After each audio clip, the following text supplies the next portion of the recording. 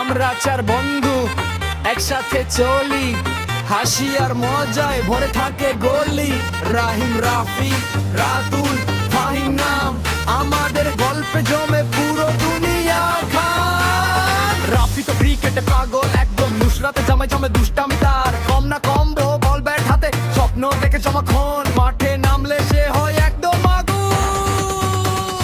ফাহিম ভাইটা একটু অন্য টাইপ, জেরিং দিচ্ছে থেকে তাই জীবন একটু হাই।